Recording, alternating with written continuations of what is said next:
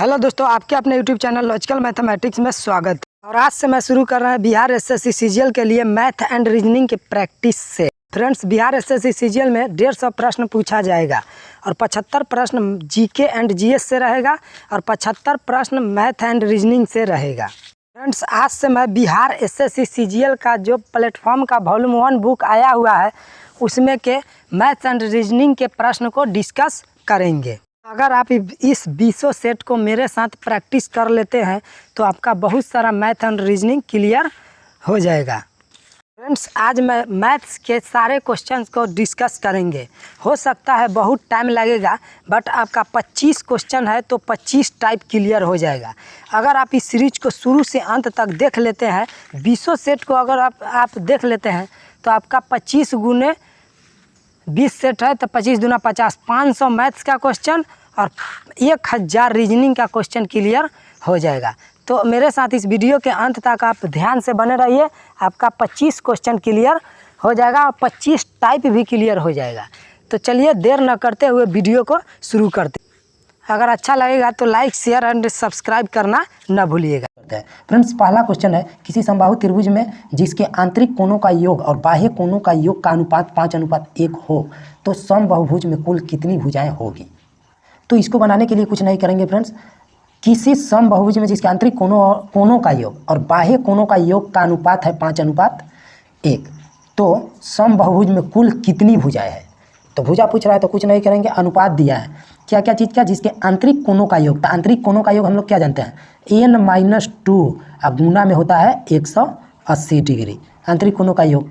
और बाह्य कोणों का योग कितना होता है 360, तो 360 हो गया। अनुपात माने बट्टा, यानी 5/1 हो जाएगा। तो इसको जब काटेंगे E0 से E0 कट जाएगा, 18 दूना 36 हो जाएगा। अब तिरछा तिरछी गुना करेंगे तो n-2 बराबर 5 दूना 10 हो जाएगा। n-2 बराबर 10 हो गया, n-2 बराबर 10। तो यहाँ से n बराबर क्या हो जाएगा, 2 उधर चल जाएगा यानी जुट जाएगा, तो n बराबर हो जाएगा 12। तो आपका आंसर हो जाएगा ऑप्शन नंबर सी 12। तरह समझ में आया होगा। फ्रेंड्स, मैथ्स के 20 क्वेश्चन है, आप इस सीरीज को अंत तक देख लीजिए। 20 सेट कराएंगे, 20 क्वेश्चन यानी 400 क्वेश्चन होगा मैथ्स के। तो फ्रेंड्स, इस 400 क्वेश्चन देखने के बाद आपको मैथ्स में कोई दिक्कत नहीं होने वाला है। तो चलिए अगला क्वेश्चन को देख लेते हैं। अगला 77 नंबर क्वेश्चन है, एक दुकानदार प्रत्येक सामान के अंकित मूल्य पर 10% की छूट देता है। 8% लाभ कमाने के लिए प्रत्येक सामान का अंकित मूल्य क्रय मूल्य से कितने प्रतिशत अधिक होगा। तो 8% लाभ कमाने के लिए प्रत्येक सामान का अंकित मूल्य क्रय मूल्य से कितने प्रतिशत अधिक रखना चाहिए, ये क्वेश्चन में बोल रहा है। एक दुकानदार प्रत्येक सामान का अंकित मूल्य 10% की छूट देता है। अंकित मूल्य पर 10% की छूट था। अंकित मूल्य हम मान लेते हैं यानी 100 मान लेते हैं। अंकित मूल्य मान लिए 100। अब 10% छूट दे रहा है, 10% छूट दे रहा है। छूट कितना है 10%, छूट है कितना 10%। तो 10% छूट है तो इसका SP कितना हो जाएगा, SP हो जाएगा 90। 100 रुपया की चीज़ 10% छूट दे रहा है तो इसका विक्रय मूल्य यानी SP कितना हो जाएगा 90 हो जाएगा, तो 90 लिख दिए। अब बोल रहा है 8% लाभ कमाने के लिए। तो लाभ हमेशा कमाते हैं विक्रय मूल्य पर, यानी इस पर 90 पर लाभ कमाएंगे 8%। तो 8% लाभ कमाएंगे तो इसको CP यहाँ से हमको निकल जाएगा, यानी क्रय मूल्य निकल जाएगा कितना होगा। तो 90 का 8% लाभ पर ही 90 रुपया हुआ है। तो इसको गुना करेंगे तो हो जाएगा 100 और परसेंट के लिए बटा में 100, यानी कोई भी 8% लाभ कमाया है तो कोई भी चीज़ अपने आप में 100% होता है और 8% लाभ है तो 108, यानी 90 की तुलना 108 से होगा। अब इसको काट कूट करेंगे तो 18 25 90 होता है, 18 6 108 होता है। 2 से 3 बार में ये वाला कर जाएगा, ये 50 बार में तो हो जाएगा 50 गुने 5, 250/3। क्रय मूल्य हो जाएगा CP हो जाएगा 250/3। क्रय मूल्य हो गया 250/3। फ्रेंड्स, बनाने में नहीं बन रहा है, अगला मिटाते हैं इसको। ध्यान रखिएगा CP कितना है 250/3। तो यहाँ बोल रहा है कि 8% लाभ कमाने के लिए प्रत्येक सामान का अंकित मूल्य क्रय मूल्य से कितने प्रतिशत अधिक होना चाहिए। क्रय मूल्य से यहाँ AF कितना था, AF था 100 और क्रय मूल्य कितना निकाल के आने हैं हम, क्रय मूल्य यानी CP आने हैं 250/3। तो कितना अधिक है, इससे ये वाला कितना अधिक है, प्रत्येक सामान का अंकित मूल्य क्रय मूल्य से कितना प्रतिशत अधिक होगा। तो इससे ही कितना अधिक है से पता कर लेते हैं। तो 250/3 यानी कम है, तो 100 कितना अधिक है, यानी 100 में से 250/3 को घटाएंगे तो पता चल जाएगा कि कितना अधिक है। तो 100 - 250 अब बटा में हो गया 3। कितना पर अधिक है? तो 250/3 पर अधिक है, 250/3 पर, तो 250/3 पर अधिक है। तो इसको सॉल्व करेंगे तो एलसीएम लेंगे तो 3 × 100 300, 300 में से 250 जाएगा तो 50, 50 बटा में हो जाएगा 3, बटा में और इसके बटा में है 250/3, तो 250/3 यानी 3 ऊपर चल जाएगा और गुना हो जाएगा, तो 3 बटा हो जाएगा 250, 3 बटा हो जाएगा 250। जब इसको काटेंगे तो 3 से 3 कटेगा, 50 से ही कटेगा 250, 50 पचे 5 बार में कटेगा, तो 1/5 आप परसेंट के लिए 100 से गुना करेंगे तो 1/5 हो जाएगा, 1/5 हो जाएगा। परसेंट के लिए 100 से गुना करेंगे तो 5 से 20 बार में, तो 20% आपका आंसर हो जाएगा। तो आपका आंसर हो जाएगा option number B. I hope friends समझ में आया होगा। फ्रेंड्स बहुत सिंपल है, सिर्फ हमको ये इस मोबाइल पर स्क्रीन जगह कम रहने के कारण इसको समझाने में दिक्कत हो रहा है, नहीं तो बहुत आसान है। एपी मान लेंगे 100, छूट दे रहा है 10%, तो एसपी हो जाएगा 90। और एसपी हमेशा क्रैमूल निकालने के लिए क्रैमूल हमेशा निकालते हैं सीपी पर, क्रैमूल हमेशा निकालते हैं बिक्रैमूल पर। तो बिक्रैमूल 90 था तो 8% लाभ के बराबर 90 था, यानी 108 बराबर 90, तो 100 बराबर कितना होगा? 100 बराबर 250/3 होगा। तो 250 से ही 100 कितना अधिक है, वही कितना परसेंट अधिक है वही पूछ रहा था, तो हम परसेंट निकाल लिए और आपका आंसर आ जाएगा। आई होप फ्रेंड्स समझ में आ गया होगा। तो चलिए नेक्स्ट क्वेश्चन को देखते हैं। फ्रेंड्स अगला क्वेश्चन है तीन क्रमागत बट्टा 30% और 20% और 5% के समतुल्य बट्टा क्या होगा? तो इसके लिए कुछ नहीं करते हैं, एक बस आपको एक फार्मूला याद रखना है, A B formula, A + B + AB बट्टा में होता है 100। यही फार्मूला से समतुल्य बट्टा हम निकालते हैं। ये फार्मूला यूज हो जाता है कभी कभी, ये फार्मूला हम लोग हर चैप्टर में, लगभग हर चैप्टर में यूज करते हैं, तो ये फार्मूला को आपको याद रखना है। तो चलिए इसी फार्मूला को इसके यूज करते हैं। पहले ये दोनों को एक समतुल्य बट्टा निकालेंगे और तब वो बट्टा ये 5 के साथ निकालेंगे, तो समतुल्य तीनों का समतुल्य बट्टा हो जाएगा। तो पहले 20 और 30 का समतुल्य बट्टा निकालते हैं। तो -30 बट्टा है तो -30 और -20, माइनस क्या होता है? प्लस हो जाएगा 30 × 20 बट्टा में हो जाएगा 100। जब इसको आप सॉल्व कीजिएगा तो -30 और -20 -50 हो जाएगा, ये 2 शून्य से ये 2 शून्य से कट जाएगा और 3 दूना हो जाएगा 6, 3 दूना हो जाएगा 6। तो 30 20 50 में से +6 घटेगा तो आपका हो जाएगा 44%, यानी 44%। अब 44% ये दोनों का एक समतुल्य बट्टा हुआ और एगो भी 5 बचा हुआ है, 5% बचा हुआ है। तो अब ये दोनों का समतुल्य बट्टा निकालेंगे तो -44 और -5 माइनस +44 × 5 बट्टा में हो जाएगा 100। जब इसको काटेंगे तो 5 से 20 बार में कटेगा और 20 का दिया हो जाएगा 10, 20 का दिया हो जाएगा 10 और 10 के 44 का दिया हो जाएगा 22। तो 22/10 यानी इसको जब परसेंट निकालेंगे तो 44 और 5, 44 5 हो जाएगा 49 और ये 22/10 यानी 2.2 हो जाएगा, 2.2 हो जाएगा प्लस में। तो 49 में से 2.2 घटेगा तो लगभग 46.80 आता है। तो आप 49 में से 2.2 को घटा के देखिएगा 46.49 आ जाएगा। आई होप फ्रेंड्स समझ में आ गया होगा। अगला क्वेश्चन है, एक फल विक्रेता 1 रुपया के 10 की दर से नींबू बेचने पर 40% लाभ कमाता है, वह 1 रुपया के कितने नींबू खरीदता है? क्रैमूल पूछ रहा है। 1 रुपया के 10 नींबू बेचता है, यानी 10 वो नींबू को 1 रुपया में बेच रहा है और 40% लाभ कमा रहा है, 40% लाभ कमा रहा है। तो बेचा है 1 रुपया में और 40% लाभ कमा रहा है। 10 नींबू 1 रुपया में बेचा था, 1 नींबू कितना में बेचता? 1/10 में बेचता, 1 नींबू 1/10 रुपया में बेचता और 40% लाभ कमाया है, 40% लाभ कमाया है। तो लाभ कमाया क्रैमूल है तो 140, ये हो जाएगा 100 बटा, क्रैमूल निकालने के लिए 100 बटा 140 होगा, 100 बटा 140 होगा। अब यहाँ से इसको काटेंगे तो ये 0 से ये 0 और ये 0 से ये 0, यानी 1 नींबू को खरीदा होगा कितना में? 1/14 में खरीदा होगा। 1 नींबू के 1/14 रुपया में खरीदा होगा। तो जब इसके तिरछा गुना करेंगे तो 14 नींबू को 1 रुपया में खरीदा होगा। तो आपका आंसर होगा 1 रुपया में कितने नींबू खरीदा? तो 1 रुपया में 14 नींबू खरीदा। आई होप फ्रेंड्स समझ में आ गया होगा। अगला क्वेश्चन है 4 के पावर 61, 4 के पावर 62, 4 के पावर 63, 4 के पावर 64 निम्नलिखित में से किस अभाज्य संख्या से विभक्त होगा? किससे विभक्त होगा? तो इसको कुछ नहीं करेंगे, हम 4 के पावर 61 को कॉमन ले लेते हैं।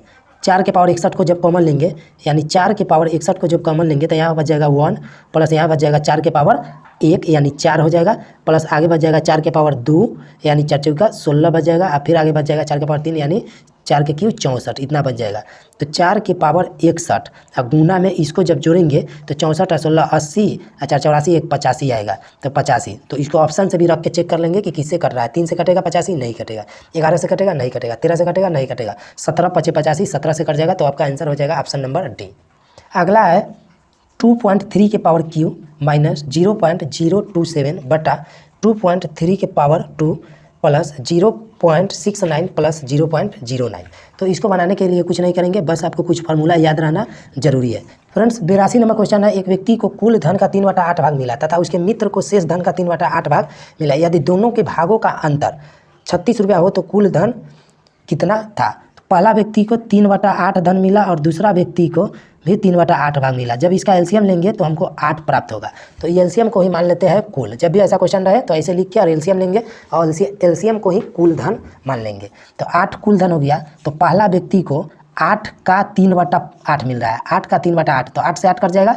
8 का 3/8 मिल रहा है पहला व्यक्ति को। तो 8 से 8 कट गया, बचा 3। तो पहला को 3 धन मिला और दूसरा को शेष का 3/8 मिल रहा है। दूसरा को शेष धन का 3/8। तो 8 था, 3 इसको मिला था, बचा कितना 5 बचा। अब 5 का 3/8 मिल रहा है दूसरा को, तो नहीं कटेगा। तो 5 15/8 यानी दूसरा व्यक्ति को 15/8 धन मिल रहा है। अब ये दोनों का अंतर दिया है 36, ये दोनों का अंतर 36। तो अंतर की तुलना अंतर से कर लेंगे। अब पूछ रहा है कुल, 8 से गुना कर लेंगे। कुल पूछ रहा है तो 8 से गुना कर लेंगे तो 36 हो गया। और अंतर जब ये दोनों का निकालेंगे तो 8 3 24 में से 15 जाएगा, 9/8 होगा। 9/8 और कुल धन पूछ रहा है तो 8 से गुना कर लेंगे। तो 8 से गुना करेंगे तो ये वाला 8 उठ के ऊपर चल जाएगा, यहाँ चल गया। जब इसको काटेंगे तो 9 से 4 बार में, जब इसको गुना करेंगे तो आपका आंसर आ जाएगा ऑप्शन नंबर सी यानी 256। आई होप फ्रेंड्स समझ में आ गया होगा। तो चलिए नेक्स्ट क्वेश्चन को देख लेते हैं। अगला क्वेश्चन सीआई से है, वह मूलधन क्या होगा जिसका दूसरे वर्ष का चक्रवृद्धि ब्याज 10% वार्षिक दर से 132 रुपया है। दूसरे वर्ष का चक्रवृद्धि ब्याज पूछ रहा है। दूसरे वर्ष का चक्रवृद्धि ब्याज दिया हुआ है 132। तो दूसरे वर्ष का, सिर्फ दूसरे वर्ष का सीआई दिया है 132। तो मूलधन पूछ रहा है तो कुछ नहीं करेंगे, मान लेते हैं मूलधन कितना है 100 है। मान लेते हैं मूलधन 100 है और 10% की वार्षिक दर है।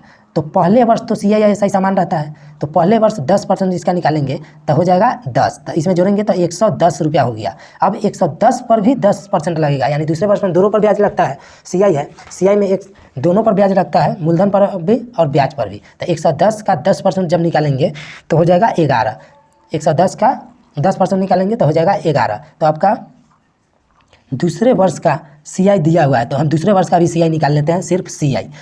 तो 110 का 10% जब निकालेंगे तो परसेंट हटेगा बटा में 100। तो 2 शून्य से 2 शून्य कर गया यानी 11। दूसरे वर्ष का सीआई हुआ 11। दूसरे वर्ष का सीआई 11 और सीआई दिया हुआ है कितना 132, यानी 11 के तुलना 11 बराबर 132 दिया है तो 100 बराबर क्या होगा। तो 11 से इसको काटेंगे 12 बार में तो 1 बराबर हो जाएगी 12। तो 100 बराबर हो जाएगा 1200। 100 बराबर हो जाएगा 1200। तो आपका आंसर हो जाएगा ऑप्शन नंबर बी 1200। अगला 84 नंबर क्वेश्चन है फ्रेंड्स, ये भी लॉजिक पर है। देख लीजिए फ्रेंड्स, यहाँ a प्लस बी के whole square minus a minus B के होल स्क्वायर के फॉर्म में है और नीचा a इंटू बी है। देखिए a और a सेम है और ये सेम है तो नीचा a b है। तो ऊपर a प्लस बी के whole square minus a minus B के होल स्क्वायर है। तो हम लोग फार्मूला जानते हैं a प्लस बी के whole square minus a minus B के होल स्क्वायर बराबर होता है 4ab। आप इसको जब तोड़िएगा a प्लस बी के होल स्क्वायर और माइनस उसमें से जब घटाएंगे a माइनस बी के होल स्क्वायर को तो आपका बचेगा 4ab और नीचा ab है तो ab है। तो ab कट गया तो बचा क्या 4 बचा। तो आपका आंसर क्या हो जाएगा 4 हो जाएगा। इस तरह के प्रश्न को फार्मूला याद रहना चाहिए, एकदम सेकेंडों में बन जाता है। तो चलिए अगला क्वेश्चन को देख लेते हैं। फ्रेंड्स अगला क्वेश्चन है टाइम एंड वर्क का। ए तथा बी एक कार्य को क्रमशः 45 दिन और 40 दिन में पूरा कर सकता है। तो दोनों मिलकर कार्य प्रारंभ करते हैं और कुछ दिन बाद एक काम छोड़ के चला जाता है। तो शेष काम को बी 23 दिन में, शेष काम को बी 23 दिन में पूरा कर लेता है। तो एक कितने दिन बाद काम छोड़ा होगा। तो यही पूछ रहा है कि एक कितने दिन बाद काम छोड़ा। तो इसके बनाने के लिए कुछ नहीं करते हैं, जो रूल हम लोग जानते हैं वही रूल को फॉलो करेंगे। ए और बी है तो ए कर रहा है 45 दिन में और बी कर रहा है 40 दिन में। जब ये दोनों का एलसीएम लेंगे तो एलसीएम इसका हो जाएगा 9 × 5 = 45, 8 × 5 = 40 यानी 9 × 8 × 5 हो जाएगा आपका एलसीएम। जब इसको 45 में ये पूरा से भाग देंगे, ये पूरा में जब 45 से भाग देंगे तो इसका क्षमता निकल जाएगा 8 बार में कटेगा, 8 बार में। तो इसका क्षमता ए का क्षमता हो गया 8 और बी की क्षमता निकालने के लिए यहाँ 40 से इसमें जब भाग देंगे तो 8 × 5 = 40, 5 से 5 यानी 9 बार में। तो आपका बी की क्षमता हो गया 9, ए की क्षमता 8 और बी की क्षमता 9 और दोनों मिल के कार्य प्रारंभ कर रहा है। कुछ दिन बाद एक काम छोड़ के चला जाता है। तो नहीं मालूम है तो हम मान लेते हैं कि ए x दिन काम किया, मतलब दोनों x दिन तक जोड़े काम किया। तो दोनों की क्षमता है 9 8 17, दोनों की क्षमता कितना है 17 और दोनों मिल के x दिन जोड़े काम किया और बी और x ए चला गया, ए काम छोड़कर चला गया। अब बी कर रहा है, तो बी की क्षमता कितना है 9, और बी कर रहा है कितने दिन तक 23 दिन तक किया, तब जाके काम समाप्त हुआ। तो काम कितना है 9 गुने 8 गुने 5 यानी 8 5 40 गुने 9, 40 गुने 9 जब इसको गुना करेंगे तो 9 चौका 36 यानी 360 काम है। तो यहाँ 17x बराबर में 360 में से जाके ये वाला घट जाएगा, 23 गुने 9 घटेगा तो 23 दाँव के हो जाएगा 230 में से 23 घटेगा 207। जब 207 360 में से जब 207 घटेगा तो आपका हो जाएगा 3 5 और 1 153। 17x बराबर 153 17 से जब इसको काटेंगे 17 नाम आया यानी x के मान 9 आ गया। मतलब 9 दिन तक x काम किया होगा, 9 दिन तक एक काम किया होगा। तो आपका आंसर हो जाएगा option number C. I hope friends समझ में आया होगा। इसमें स्क्रीन में लिखने में नहीं बन रहा है, जगह बहुत कम है। तो चलिए नेक्स्ट क्वेश्चन को देखते हैं। अगला क्वेश्चन है, एक दुकानदार छपे मूल्य पर 8% बट्टा देकर पुस्तक बेचता है और 15% मुनाफा कमाता है, तो पुस्तक के क्रय मूल्य तथा छपे मूल्य का अनुपात क्या होगा। तो इसको भी बनाने के लिए कुछ नहीं करेंगे। इस तरह का एक क्वेश्चन और आया था, यहाँ बट्टा दे रहा है छपे मूल्य पर, या बोलेगा अंकित मूल्य। तो मान लेना है कि वो अंकित मूल्य है यानी एफ मान लिए हम 100 है, और बट्टा दे रहा है 8 यानी छूट दे रहा है यानी छूट दे रहा है कितना 8 दे रहा है। तो एसपी कितना हो जाएगा, एसपी यानी विक्रय मूल्य कितना हो जाएगा, विक्रय मूल्य होगा 92 यानी 92। तो 92 रुपया की चीज़ 92 रुपया में जब बेचता है तो 15% मुनाफा कमा रहा है। तो 15% 115% बराबर 92 है। तो 92 यहाँ से हम सीपी निकाल लेंगे क्रय मूल्य, तो क्रय मूल्य निकालेंगे तो 92 अब बाटा में हो जाएगा 115, क्योंकि 15% लाभ हुआ है। तो 15% लाभ हुआ है तो क्रय मूल्य 100 होगा, तब 15% लाभ होगा तो 115 नहीं हो जाएगा विक्रय मूल्य। तो विक्रय मूल्य की तुलना विक्रय मूल्य से गुना 100 से कर लेंगे तो क्रय मूल्य निकल जाता है। जब इसको काटेंगे तो 23 चौका 92 और 23 5 115, 5 से जब इसको काटेंगे तो 20 बार में यानी 20 चौका 80 यानी क्रय मूल्य हो जाएगा आपका 80 रुपया। क्रय मूल्य हो गया 80 रुपया और अंकित मूल्य है 100 रुपया। तो दोनों का अनुपात पूछ रहा है क्रय मूल्य और छपे मूल्य का अनुपात। तो क्रय मूल्य कितना है 80 और छपे मूल्य कितना है 100। जब इसका अनुपात निकालेंगे तो 20 चौका और 20 5 यानी 4:5। तो आपका आंसर हो जाएगा 4:5। ऑप्शन नंबर ए में है 4:5, तो आपका आंसर हो जाएगा option A 4:5। I hope friends समझ में आ गया होगा। फ्रेंड्स अगला क्वेश्चन है, 9 आमों में से 120 ग्राम भार वाले एक आम के स्थान पर दूसरा अधिक भारी आम ले लेने से इनके औसत भार में 20% की वृद्धि हो जाती है। तो बदले गए आम का भार क्या होगा। तो बदले गए आम का भार निकालना है, मतलब 9 आम है उसमें से 120 ग्राम वाले भार के स्थान पर वो आम निकाल ले रहे हैं, उसके स्थान पर एक दूसरा आम रख दे रहे हैं। तो औसत भार में 20 ग्राम भार की वृद्धि हो जाता है। तो जो आम रखे उसका भार क्या है वही पूछ रहा है। तो इसको बनाने के लिए कुछ नहीं करेंगे, 120 ग्राम वाला एक आम निकाले है और 20 ग्राम भार बढ़ गया है, औसत भार बढ़ा है 20 ग्राम। तो यानी 9 आम के लिए 20 ग्राम बढ़ा होगा। जब औसत बढ़ा तो 9 आम के लिए 20 बढ़ा होगा, तो 20 ग्राम बढ़ा होगा। तो 9 आम के लिए 20 ग्राम बढ़ा, जब इसको गुना करेंगे तो 9 दूना 18 यानी 180 ग्राम भार बढ़ गया।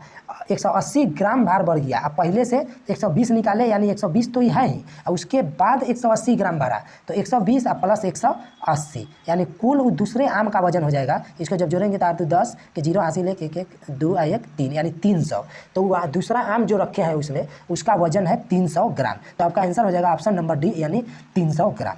अगला क्वेश्चन है फ्रेंड्स, इस तरह को क्वेश्चन को बनाने के लिए कुछ नहीं करते हैं, नीचे से इसको हम सॉल्व करते हैं। नीचे से सॉल्व करते हुए ऊपर की ओर जाते हैं। तो 2 + 1/4 को जब सॉल्व करेंगे तो 2 में 1/4 जोड़ेंगे यानी 4 दूना 8 और 1 9/4 हो जाएगा। कितना हो जाएगा 9/4 हो जाएगा। और यहाँ हो जाएगा 3 + 1/9/4, इसके जगह पर 9/4। तो जब ये 4 चल जाएगा ऊपर यहाँ तो 1 गुने 4 यानी 4/9, 3 + 4/9 हो जाएगा। जब इसको फिर सॉल्व करेंगे तो 9 या 27 और 4 31, 27 और 4 31, 31 बटा में हो जाएगा 9। तो ये पूरा के जगह पर हो गया 31/9 यानी इतना का मान हो गया 31/9। 31/9 तो 1 ये वाला 1 + 1/31/9, 1/31/9। तो 9 फिर ऊपर चल जाएगा, यहाँ 31 बटा जब 9 रखेंगे तो 9 यहाँ से ऊपर चल जाएगा, ऊपर जाएगा तो गुना होगा। तो 9 बटा ये वाला 31 तो 9/31। जब इसको सॉल्व करेंगे तो 31 गुना 1 31, 31 और 9 हो जाएगा 40, 31 9 40, 40 बटा में 31। तो ये सब इतना के जगह पर हो जाएगा 31/40, इतना के जगह पर हो जाएगा 40/31। फ्रेंड्स यहाँ हो जाएगा 4 - 5/31 यहाँ हो जाएगा 4 माइनस 5 बटा 40 बटा 31। तो 4 माइनस 5 और बटा में 40 बटा 31, 31 ऊपर जाके गुना हो जाएगा, 31 ऊपर जाके गुना हो जाएगा। तो 4 माइनस 31 बचे कितना होगा 155, 155 बटा हो जाएगा 40। जब इसको सॉल्व करेंगे तो 40 गुने 4 यानी 4 चौका 16, 160, 160, 160 माइनस 155 अब बटा में हो जाएगा 40। जब 160 में से 155 जाएगा तो 5 बटा 40, 5 बटा 40। जब इसको काटेंगे तो 1 बटा हो जाएगा 8। तो आपका आंसर हो जाएगा 1 बटा 8। देखते हैं किस ऑप्शन में 1 बटा 8 है। तो ऑप्शन ए में, तो फ्रेंड्स ऑप्शन ए में है 1 बटा 8। तो आपका आंसर हो जाएगा 1 बटा 8। आई होप फ्रेंड्स समझ में आ गया होगा। फ्रेंड्स इस तरह के क्वेश्चन को जब भी आप देखिए नीचे से सॉल्व करने का कोशिश कीजिए, ये 100% बन जाएगा। तो इसमें कोई दिमाग नहीं लगाना है, जब इसको सिर्फ नीचे से सॉल्व करते हुए ऊपर की ओर चले जाएंगे, आपका आंसर आ जाएगा। तो चलिए अब अगला क्वेश्चन को देख लेते हैं। फिर अगला क्वेश्चन है, अगला 89 नंबर क्वेश्चन है टाइम एंड वर्क का। 40 आदमी एक काम को 15 दिन में कर सकते हैं और 30 औरत उसी काम को 40 दिन में कर सकती है। तो 50 आदमी एवं 50 औरत उसी काम को कितने दिन में करेंगे। तो इस तरह के क्वेश्चन को बनाने के लिए कुछ नहीं करते हैं, पहले जो दिया रहता है उसका अनुपात निकालने का कोशिश करते हैं। जैसे है यहाँ 40 आदमी यानी मैन एक काम को 15 दिन में, तो 40 गुने 15 कोई काम को कर दे रहा है। 30 फिर है 30 औरत यानी इसको वुमेन बोलेंगे, कितने दिन में कर रहा है उसी काम को 40 दिन में कर रहा है। मतलब ये काम और ये काम आपस में बराबर है। तो इसको जब काट कूट करेंगे तो 40 से 40 कट जाएगा, 15 यहाँ 15 है तो 15 से इसको जब काटेंगे तो 2 बार में, यानी एगो एम बराबर 2 डब्ल्यू हो गया। तो यहाँ से एम और डब्ल्यू का अनुपात निकालेंगे, यहाँ से एम और डब्ल्यू का अनुपात निकालेंगे तो डब्ल्यू वाला एम पर चल जाता है और एम का गुणांक डब्ल्यू पर चल जाता है, तो 2:1 हो जाएगा। तो एम और डब्ल्यू का अनुपात हो गया 2:1। तो फ्रेंड्स इसको याद रखिएगा, एम और डब्ल्यू का अनुपात हो गया 2:1। तो कोई ये वो काम आप निकाल लीजिए, ये काम निकालिए, चाहे ये काम, दोनों काम, ये वाला काम, दोनों काम बराबर ही आएगा। जब इसको निकालेंगे तो 40 एम इंटू 15, तो देख लेते हैं कि कुल काम कितना है। तो 40 गुने एम के जगह पर हम रखेंगे, एम के मान कितना है 2 है, 2 रखेंगे तो 40 दूना 80 गुने 15 हो जाएगा। 80 यहाँ 2 रखेंगे, एम के जगह पर 2 रखेंगे तो 40 गुना 2 यानी 80 आइए वाला 15, तो 80 गुना 15 कुल काम है 80 गुना 15। तो कह रहा है 50 आदमी एवं 50 औरत उसी काम को कितने दिन में करेगा। तो 50 आदमी यानी 50 मैन, तो एक मैन की क्षमता 2 है तो 50 मैन की क्षमता कितना होगा 100 होगा। और फिर है 50 वोमेन, तो एक मैन की क्षमता 1 है तो 50 मैन की क्षमता कितना होगा 50 होगा। तो 50 ये दोनों को जब जोड़ेंगे तो 150, तो वही 150 से इसमें भाग देंगे, आपका आंसर निकल के आ जाएगा। 15 दहा के ये शून्य से ये शून्य काट लेते हैं और 15 से 15 को काट देंगे, यानी 8 दिन। तो 8 दिन में वो 50 आदमी और 50 औरत मिलकर वो काम को कर देगा। तो आपका आंसर हो जाएगा option number C 8। I hope friend समझ में आ गया होगा। फ्रेंड्स समझने का कोशिश कीजिएगा, 100% समझ में आएगा। तो चलिए अगला क्वेश्चन को देख लेते हैं। अगला क्वेश्चन है, एक 100 मीटर लंबी ट्रेन किसी टेलीग्राफ खंभे को 10 सेकंड में पार कर जाता है, तो 50 मीटर लंबी एक स्टेशन के प्लेटफॉर्म को पार करने में कितना समय लगाएगा। तो कुछ नहीं करते हैं, इस तरह के क्वेश्चन को बनाने के लिए सबसे पहले ध्यान रखना होगा कि वो ट्रेन क्या चीज़ को पार कर रहा है। अगर पोल को पार करेगा या कोई खंभे को पार करेगा या कोई व्यक्ति को पार करेगा तो अपनी लंबाई खुद पार करना होता है, और अगर फ्रेंड्स वो ट्रेन कोई स्टेशन या प्लेटफॉर्म या पुल या कोई सुरंग को पार करेगा तो वो अपनी लंबाई प्लस जिस चीज़ को पार करेगा, पुल सुरंग या प्लेटफॉर्म को, वो दोनों के लंबाई के योग को पार करना होता है। इसी बात को आपको ध्यान में रखना है, ये क्वेश्चन बन जाएगा। बोल रहा है 100 मीटर लंबी ट्रेन एक टेलीग्राफ खंभे को यानी पोल को पार कर रहा है 10 सेकंड में, तो अपनी लंबाई पार करेगा। तो यहाँ से चाल निकल जाएगा, यानी 100 मीटर इसका दूरी हो गया, तो दूरी को 10 सेकंड में पार कर रहा है, यानी 10 मीटर प्रति सेकंड हो गया वो ट्रेन की चाल। और एगो 500 मीटर लंबी स्टेशन को पार कर रहा है, तो 500 मीटर लंबा स्टेशन हो गया प्लस 100 मीटर एक ट्रेन की लंबाई हो गया। जब दोनों को जोड़ेंगे तो 600 मीटर कुल दूरी हो गया। ये कुल दूरी को बोल रहा है कि कितने समय में पार करेगा। तो यहाँ चाल निकाल लिए 10 और दूरी है इतना, और दूरी बट्टा जब इसको भाग देंगे, दूरी बट्टा चाल हो गया, समय निकल जाएगा, 10 से भाग देंगे यानी 60 सेकेंड आ गया। 60 सेकेंड को हम 1 मिनट कह सकते हैं। तो आपका आंसर हो जाएगा option number B 1 minute. I hope friends समझ में आ गया होगा। तो चलिए अगला क्वेश्चन को देख लेते हैं।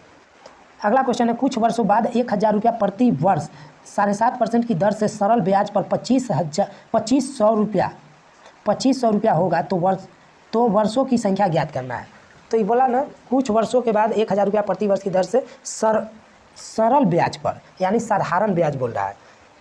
तो यहाँ P बराबर दिया है कितना 1000, P बराबर दिया है 1000 और टाइम बराबर दे दिया है टाइम बराबर दे दिया है 7.5% यानी 15/2 वर्ष, 15/2 वर्ष।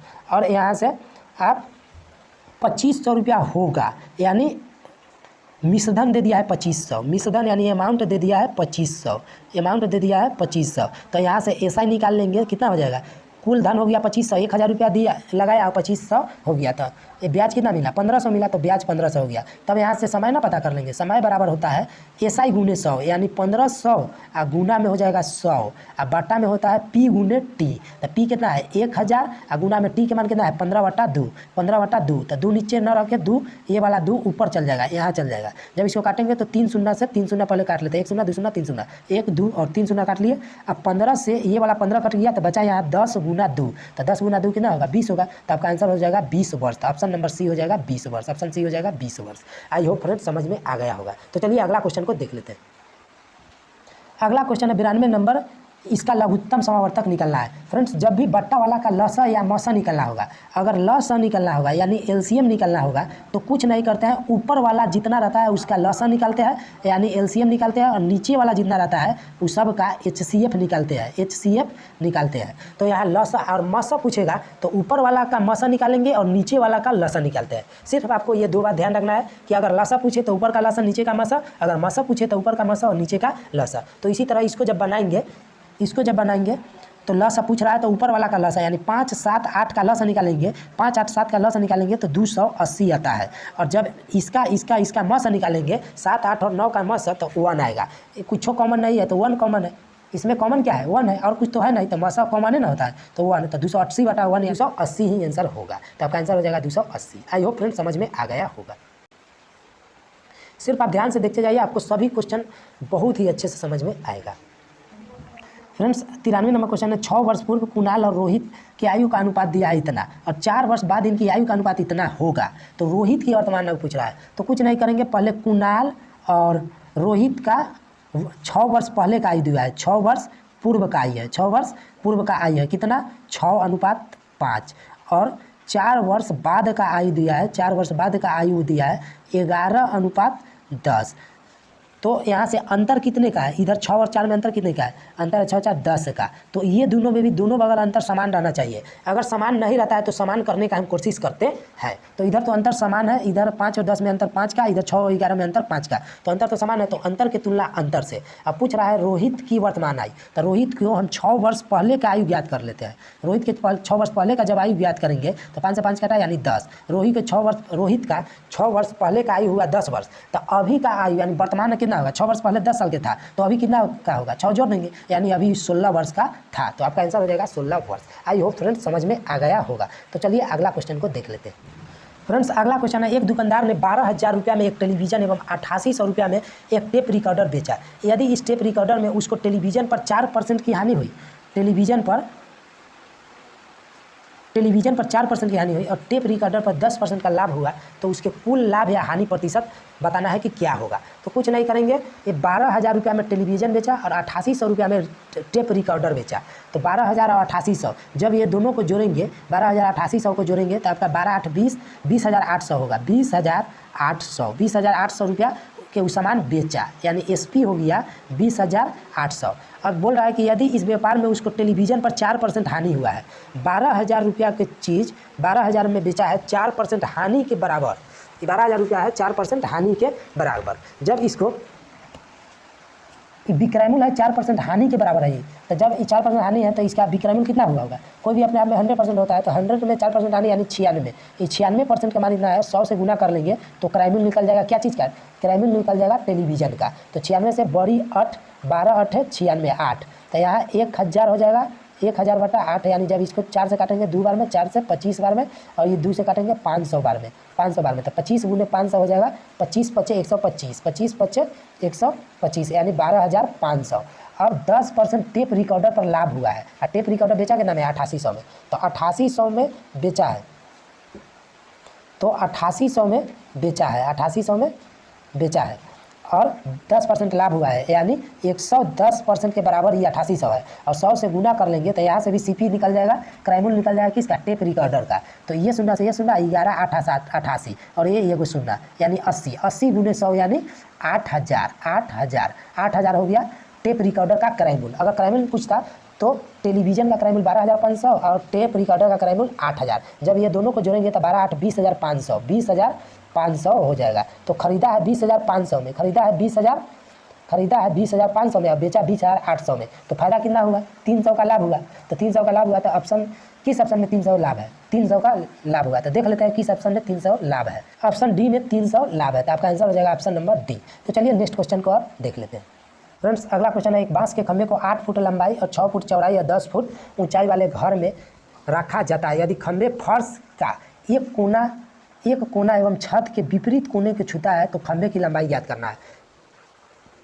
इस तरह के प्रश्न को बनाने के लिए कुछ नहीं करते हैं, बस आपको घनाभ के विकर्ण याद रहना चाहिए। घनाभ के विकर्ण के बराबर विकर्ण निकाल लेंगे, इस तरह के प्रश्न का आंसर आ जाता है। घनाभ के विकर्ण होता है लंब स्क्वायर जोड़ लंब के स्क्वायर जोड़ आधा लंबाई स्क्वायर जोड़ चौड़ाई स्क्वायर और जोड़ में ऊंचाई स्क्वायर होता है, जोड़ में ऊंचाई स्क्वायर होता है। तो इसी का इसमें भी करेंगे, 8 के स्क्वायर हो जाएगा, जोड़ में हो जाएगा 6 के स्क्वायर और जोड़ में हो जाएगा 10 के स्क्वायर। जब ये सबको जोड़ेंगे तो 8 के स्क्वायर 64, 8 के स्क्वायर 64, जोड़ में 6 के स्क्वायर 36 और जोड़ में हो जाएगा 10 के स्क्वायर 100। जब ये सब को जोड़ेंगे तो हो जाएगा 64 और 36 100, 100 200 रूट अंडर 200। जब बाहर निकालेंगे तो 2 गुने 100 यानी 10√2, तो आपका आंसर हो जाएगा 10√2। आई होप फ्रेंड्स समझ में आ गया होगा। सिर्फ आपको इस तरह के क्वेश्चन को बनाने के लिए घनाभ का विकर्ण याद रहना चाहिए, आपका आंसर निकल के आ जाएगा। तो चलिए अगला क्वेश्चन को देख लेते हैं। अगला क्वेश्चन है, राम हरि एवं साधु साझेदार है और उनके द्वारा निवेशित धन क्रमशः इतना इतना और इतना है। यदि 1 साल के अंत में उसके द्वारा कुल लाभ 1,080 रुपया है तो हरि का लाभ कितना है ज्ञात करना है। तो इस तरह को क्वेश्चन को बनाने के लिए कुछ नहीं करते हैं, राम है और हरि है और साधु है, तो ऐसे लिख लेते हैं। ये 800 दिया, ये 900, ये 1,000, तो ये सब में से हम 2 गो शून्य कॉमन ले लेते हैं। 2 गो शून्य कॉमन ले, अगर कॉमन ले हो रहा है तो कॉमन पहले ही से ले सकते हैं आप, नहीं तो पूरा को लीजिए फिर कट के वही आने वाला है। तो 1,800 में से हम 2 शून्य कॉमन लेंगे तो 8 हो जाएगा, और यहाँ 900 में से 2 शून्य कॉमन लेंगे 9 होगा, यहाँ 1,000 में से 2 शून्य कॉमन लेंगे तो 10 होगा। अब 1 साल के अंत में यानी सब 12-12 महीना किया है, सब 12-12 महीना किया है, जितना महीना किया होगा करेगा उतना से गुना करेंगे, फिर इतना 12-12 कट ही गया। तो इसके लिखने से कोई फायदा नहीं हुआ, और ये करने वाला रहता तो काटते नहीं तो इतना ही हो जाएगा। तो ये इसका लाभ का अनुपात हो गया 8:9:10, और कुल लाभ है इधर 1080, कुल लाभ है 1080, और इधर कुल लाभ है 9 8 17 10 27, कुल लाभ है 27। पूछ रहा है हरि का लाभ, हरि का लाभ 9 है, तो इसके में 9 से गुना कर लेंगे तो 9 से ये कटेगा 9 तिया 3 से ये वाला कट जाएगा, 3 तिया 9 बचेगा 1 छतरी 18 यानी 360 आ जाएगा। तो आपका आंसर हो जाएगा ऑप्शन नंबर बी 360। फ्रेंड्स लाभ बराबर होता है पूंजी गुने समय, तो पूंजी 8 था और समय 12 है, तो ये पूंजी गुने समय लाभ हो गया। तो वही काम सभी में किए, तो पूंजी गुने समय लाभ और काट कुट किए तो आपका लाभ का अनुपात निकल गया, और लाभ का अनुपात ही दिया है, लाभ कुल लाभ दिया है इतना, दिया गया कि तुमने दिया से कर दिया, जो पूछा उससे गुना कर दिया, आंसर निकल जाएगा। कुछ नहीं फ्रेंड्स, बस आपको समझ की खेल है। तो चलिए अब अगला क्वेश्चन 97 नंबर देख लेते हैं। बहुत टाइम लग रहा है, 20 क्वेश्चन बनाने में, मैथ्स के क्वेश्चन में टाइम लगता है फ्रेंड्स, और समझाना भी है। हम इसको बनाना चाहते तो बहुत जल्दी बना लेते, लेकिन समझाना भी है, इसी कारण टाइम लग रहा है। तो चलिए अब लगभग 2-3 क्वेश्चन और बचे, उसको देख लेते हैं। फ्रेंड्स 97 नंबर क्वेश्चन है, चित्र ABC और DEF त्रिभुज के क्षेत्रफल दिले है 64 और 48 वर्ग सेंटीमीटर, दोनों त्रिभुजों की ऊंचाई समान है। यदि BC बराबर 12 है तो EF बराबर क्या होगा? मतलब BC ये वाला 12 दिया है तो ये वाला पूछ रहा है। तो इसको बनाने के लिए कुछ नहीं करते हैं, त्रिभुज के क्षेत्रफल होता है 1/2, कोई भी त्रिभुज के क्षेत्रफल होगा 1/2 गुने आधार यानी B गुने ऊंचाई यानी H। तो फिर ये त्रिभुज का क्षेत्रफल इतना हो गया, जबकि ये त्रिभुज का क्षेत्रफल दिया है कितना, ये त्रिभुज पहला त्रिभुज का क्षेत्रफल 64 दिया है, तो इसको 64 रख लेंगे यहाँ। तो 1/2 और B का मान दिया है यानी AB, यहाँ B से C का यानी B का मान दिया है 12, तो यहाँ हम डायरेक्ट 12 लिख लेते हैं, एक स्टेप बढ़ा लेते हैं, यानी 1/2 गुना 12 गुना H बराबर हो जाएगा 64। जब इसको काट कूट करेंगे तो 2 से 6 बार में, और यहाँ BH बराबर हो जाएगा 64 बटा H बराबर हो जाएगा 64 बटा में 6, 3 से काट देते हैं, 2 से काट देते हैं 3 बार में, 2 से काटेंगे तो ये वाला 32 बार में, यानी 32 बटा में आ गया 3, H बराबर 32/3। तो ये त्रिभुज के क्षेत्रफल निकल जाएगा। ये त्रिभुज के क्षेत्रफल 1/2 गुने में आधार ना मालूम है, मान लेते हैं x, गुना ऊंचाई मालूम चल गया, दोनों का जब ऊंचाई बराबर है तो ये त्रिभुज का जितना ऊंचाई होगा वही ये त्रिभुज का जितना ऊंचाई वही ये त्रिभुज का ऊंचाई होगा। तो ये त्रिभुज का ऊंचाई हम ये त्रिभुज का ऊंचाई निकाल के आने 32/3, तो यहाँ 32/3 लिख लेते हैं। बराबर में इसका क्षेत्रफल दिया है 48, इसका क्षेत्रफल दिया है 48, तो 48 लिख लेंगे और काट कूट करेंगे, आपका आंसर आ जाएगा। जब इसको काटेंगे 2 से काटेंगे 16 बार में, और 16 से ये वाला कट जाएगा 16 तिया 48, तो जब इसका तिरछा तिरछी गुना करेंगे तो 1 से बराबर 3 गुने 3 कितना हो जाएगा 9, तो आपका आंसर हो जाएगा 9, यानी यहाँ हो जाएगा 9 हो जाएगा। EF का मान हो जाएगा 9, EF का मान कितना हो जाएगा 9। देखते हैं कि इस ऑप्शन में 9 है, तो ऑप्शन सी में 9 है, तो आपका आंसर हो जाएगा ऑप्शन नंबर सी। फ्रेंड्स इस तरह के त्रिभुज पैरेलल वाला इसको बनाने के लिए कुछ एकदम सिंपल तरीका है। ये बटा ये होता है बराबर ये बटा ये होता है। इसका रूल याद रखना, अगर ये बटा ए मतलब ए ई बटा ई बी बराबर ए एफ और बटा में हो जाएगा एफ सी। फ्रेंड्स ए ई बटा ए बी भी हम लिख सकते हैं, या ए एफ बटा ए सी भी लिख सकते हैं। अब जैसे भी लिखिए आंसर वही आने वाला है। तो इसको जब सॉल्व करेंगे, ए ई दिले है कितना, ए ई यहाँ से यहाँ तक दिले है, ए ई 3 दिले है, ए ई दिले है 3 और ए बी दिया है 7, ए बी यानी यहाँ से यहाँ तक 7, तो ए ई फ्रेंड्स ए ई 3 दिया है और यहाँ से यहाँ तक 7 दिया है, ए से बी तक का 7 दिया है, तो ये 3 है तो ये कितना होगा 4 होगा। और सी एफ 6 दिया है, सी एफ यानी यहाँ से यहाँ दिया है 6, तो ये वाला पूछ रहा है। तो कुछ नहीं करेंगे, इसको अभी बताएं वही रूल यूज करेंगे, यानी 3/4 हो जाएगा। 3/4 इधर भी एक्स, वाट के जगह पर एक्स ले लेते हैं और इधर 6, 1/6। जब इसको काट कूट करेंगे तो यहाँ हो जाएगा 2, यहाँ हो जाएगा 3, 3 तिहाई 9/2, 2x, तो 2x बराबर हो गया, तीसरा गुना किए तो 9, तो x बराबर हो जाएगा 4.5, x बराबर 4.5, तो आपका आंसर हो जाएगा 4.5। आपका आंसर हो जाएगा 4.5, तो ऑप्शन कौन में है 4.5, ऑप्शन ए में है 4.5, तो ऑप्शन ए सही हो जाएगा। फ्रेंड्स अगला क्वेश्चन है, किसी समानांतर श्रेणी में प्रथम पद 7 और अंतिम पद 1, अंतिम पद नहीं फ्रेंड्स, पदों की संख्या है 21 और सार्वंतर यानी उस संख्याओं में अंतर 5-5 का है, तो माध्य निकालना है, मध्य यानी माध्य निकालना है। तो प्रथम पद 7 है, अंतिम और एन की ए के मान है 7 और एन की मान है 21, यानी पदों की संख्या 21 और अंतर यानी डी है 5। जब इसको, तो इससे रिलेटेड एक फार्मूला है, यानी अंतिम पद निकालने का, एस एन निकालने का एक फार्मूला है, अंतिम पद निकालने का एक फार्मूला है a + n - 1 इंटू में d। जब इसको सॉल्व करेंगे तो a का मान कितना है 7 प्लस n का मान कितना है 21 - 1 इंटू में d का मान कितना है 5। जब इसको सॉल्व करेंगे तो 7 + 20, 21 में से एक जगह 20, 20 × 5 हो जाएगा 100, तो इस दोनों को जोड़ेंगे तो 107। तो अंतिम पद 107 और पहले का पद 7, तो पहला पद हो गया 7 और अंतिम पद है 107, यानी 5 का डिफरेंट है, तो पहला पद 7, अगला पद हो जाएगा 12, ऐसे अगला पद हो जाएगा 12 × 5 = 17, ऐसे अंतिम पद कितना है 21वां पद कितना है 107। तो माध्य निकालने के लिए और डिफरेंट समान है, माध्य निकालना हो तो क्या करते हैं, शुरू का और अंतिम का, प्रथम जो अंतिम दोनों को जोड़ के 2 से भाग देते हैं, वही माध्य आ जाता है। तो प्रथम में 7 है, अंतिम में 107 है, जब दोनों को जोड़ेंगे तो 114 होगा और इसमें 2 से भाग दे देंगे, आपका आंसर निकल के आ जाएगा, यानी 5 और 14 यानी 7 दूना 14, 57। तो आपका आंसर हो जाएगा ऑप्शन नंबर डी 57। आई होप फ्रेंड्स समझ में आ गया होगा। तो चलिए अंतिम क्वेश्चन अब बचा, उसको देख लेते हैं। अंतिम 100 नंबर प्रश्न है मैथ्स का, इसके बाद से रीजनिंग का प्रश्न है, इसके बाद से रीजनिंग प्रश्न है, 101 से लगातार 150 तक रीजनिंग का प्रश्न है। तो 100 नंबर प्रश्न है, शिक्षा वस्त्रों पर मिलाकर व्यय की गई कुल राशि भोजन पर व्यय की गई राशि का कितना प्रतिशत है। तो ये ग्राफ का क्वेश्चन है फ्रेंड्स, ये वेन डायग्राम का क्वेश्चन है, डाटा एंट्रीफिकेशन का। तो ये डाटा इसका इधर दिया हुआ है, चलिए देख लेते हैं उस डाटा को। फ्रेंड्स यहाँ डाटा दिया हुआ है, देख लीजिए। चलिए अब क्वेश्चन देखते हैं कि क्या क्वेश्चन में क्या दिया है।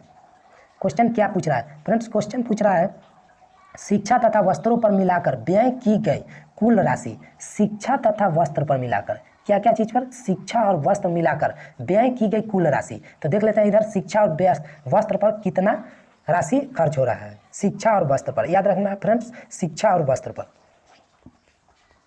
शिक्षा और वस्त्र पर। तो शिक्षा पर 27% है और वस्त्र पर 18 है, तो 27 और 18, 27 और 18 जोड़ेंगे कितना होगा, 8 7 15 5 हासिल 1 2 1 3 1 4, 45, यानी 45 डिग्री शिक्षा पर है। तो याद रखेंगे 45 डिग्री शिक्षा पर। उसके बाद भोजन पर व्यय की गई कुल राशि, देखते हैं भोजन पर कितना राशि खर्च किया गया है।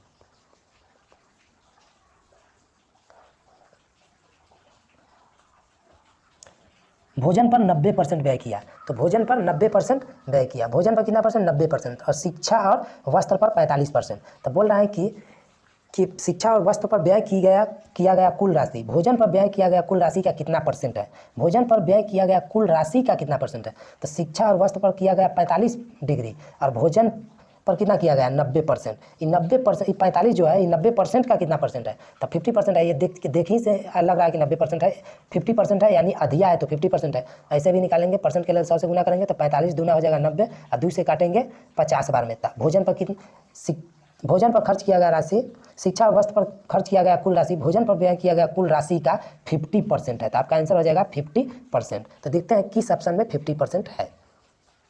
देख लीजिए, शिक्षा और वस्त्र पर व्यय किया गया कुल राशि, भोजन पर व्यय की गई कुल राशि का कितना परसेंट है।